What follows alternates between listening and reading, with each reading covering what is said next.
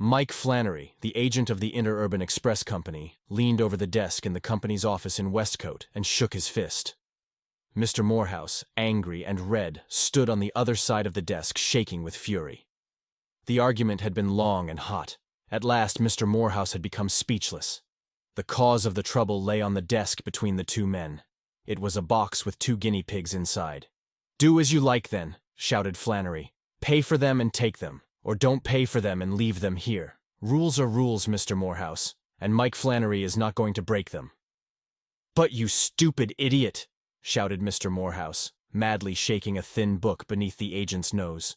"Can't you read it here, in your own book of transportation rates? Pets, domestic, Franklin to Westcote, if correctly boxed, 25 cents each." He threw the book on the desk. "What more do you want? Aren't they pets? Aren't they domestic? Aren't they correctly boxed? What?" He turned and walked back and forth rapidly, with a furious look on his face. "Pets," he said. "Pets, 25 cents each. 2 times 25 is 50. Can you understand that? I offer you 50 cents. Flannery reached for the book. He ran his hand through the pages and stopped at page 64. "I don't take 50 cents, he whispered in an unpleasant voice. "Here's the rule for it. When the agent be in any doubt about which 2 rates should be charged on a shipment, he shall charge the larger. The person receiving the shipment may put in a claim for the overcharge. In this case, Mr. Morehouse, I be in doubt. Pets them animals may be, and domestic they may be, but pigs I'm sure they do be, and my rule says plain as the nose on your face, pigs, Franklin to Westcote, 30 cents each." Mr. Morehouse shook his head savagely. "Nonsense," he shouted. "Confounded nonsense, I tell you. That rule means common pigs, not guinea pigs." "Pigs is pigs," Flannery said firmly. Mr. Morehouse bit his lip and then flung his arms out wildly. "Very well," he shouted. "You shall hear of this. Your president shall hear of this. It is an outrage. I have offered you 50 cents. You refuse it. Keep the pigs until you are ready to take the 50 cents. But, by George, sir, if one hair of those pigs' heads is harmed, I will have the law on you." He turned and walked out, slamming the door. Flannery carefully lifted the box from the desk and put it in a corner. Mr. Morehouse quickly wrote a letter to the president of the Transportation Express Company. The president answered, informing Mr. Morehouse that all claims for overcharge should be sent to the claims department. Mr. Morehouse wrote to the claims department. 1 week later, he received an answer. The claims department said it had discussed the matter with the agent at Westcote.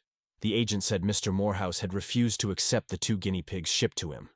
Therefore, the department said, Mr. Morehouse had no claim against the company and should write to its tariff department.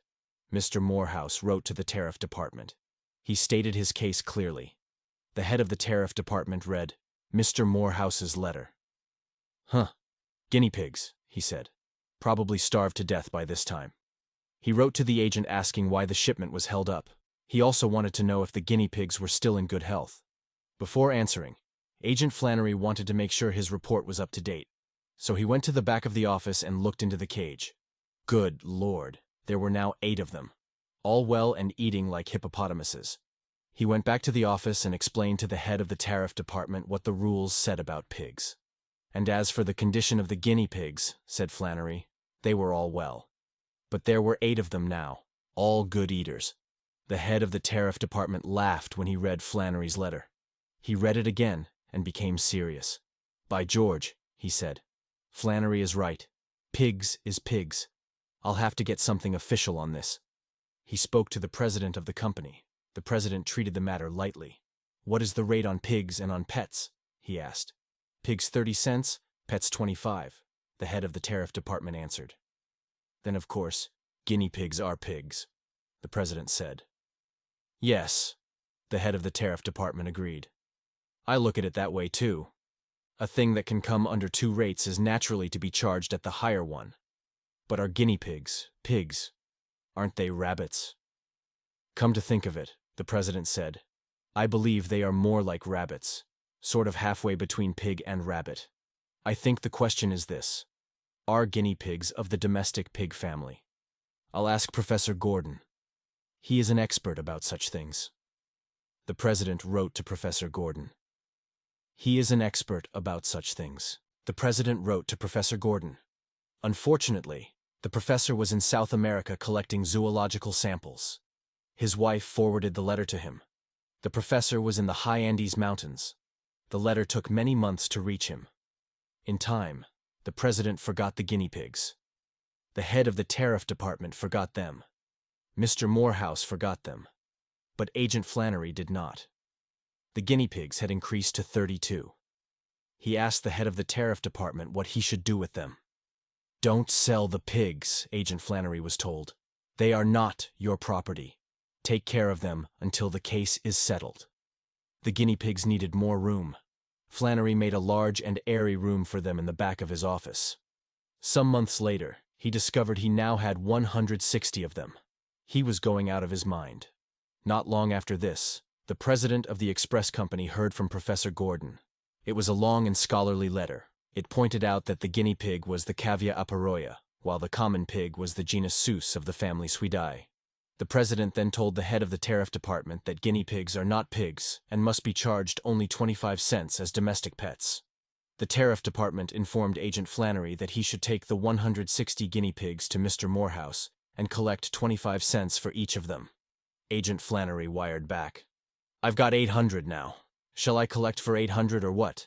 How about the $64 I paid for cabbages to feed them? Many letters went back and forth. Flannery was crowded into a few feet at the extreme front of the office. The guinea pigs had all the rest of the room. Time kept moving on as the letters continued to go back and forth. Flannery now had 4,064 guinea pigs. He was beginning to lose control of himself. Then, he got a telegram from the company that said, "Error in guinea pig bill. Collect for 2 guinea pigs, 50 cents. Flannery ran all the way to Mr. Morehouse's home. But Mr. Morehouse had moved. Flannery searched for him in town, but without success. He returned to the express office and found that 206 guinea pigs had entered the world since he left the office. At last, he got an urgent telegram from the main office. Send the pigs to the main office of the company at Franklin. Flannery did so. Soon came another telegram. Stop sending pigs. Warehouse full. But he kept sending them. Agent Flannery finally got free of the guinea pigs. Rules may be rules, he said. But so long as Flannery runs this express office, pigs as pets and cows as pets and horses as pets and lions and tigers and Rocky Mountain goats as pets. And the rate on them is 25 cents. Then he looked around and said cheerfully, well, anyhow, it is not as bad as it might have been. What if them guinea pigs had been elephants,